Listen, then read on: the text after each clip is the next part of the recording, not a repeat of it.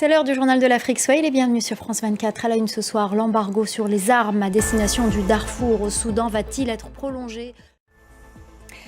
Le Conseil de sécurité de l'ONU va-t-il voter le renouvellement de l'embargo sur les armes à destination du Darfour au Soudan ?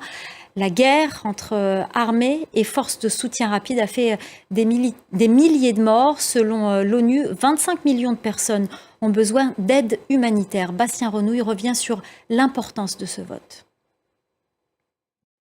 Au Gabon, suspense autour du projet de constitution soumis à l'examen du Parlement. Dans la forme actuelle, cette loi fondamentale prévoit entre autres l'instauration d'un régime présidentiel.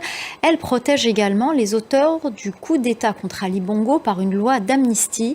L'opinion publique est partagée. La correspondance à Libreville d'Ismaël Obianze. La mort au Kenya de l'agresseur de Rebecca Cheptegei, la marathonienne ougandaise qui a succombé aux brûlures subies lorsque son compagnon l'a aspergé d'essence avant de mettre le feu. Clarisse Fortuné.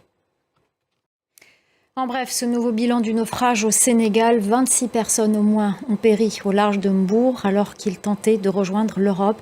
Nous écouterons des témoignages dans notre prochaine édition. Toujours au Sénégal, Amadou Ba fait sa rentrée politique. Le candidat malheureux de la présidentielle de mars dernier, issu de la coalition Benno Bokk Yakaar.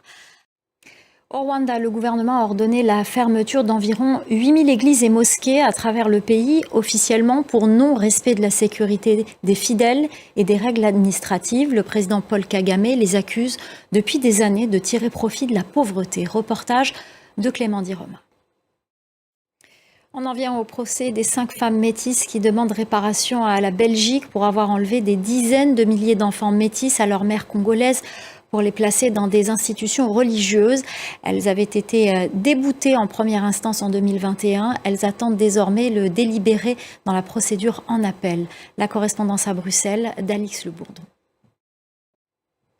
Le bilan des inondations au Maroc, au moins 18 personnes ont perdu la vie. Les secours cherchent encore 4 portés disparus.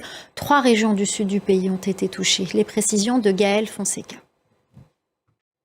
Voilà, c'est la fin du journal de l'Afrique. Restez avec nous dans quelques instants. C'est l'Actu 360 avec Anthony Saint-Léger.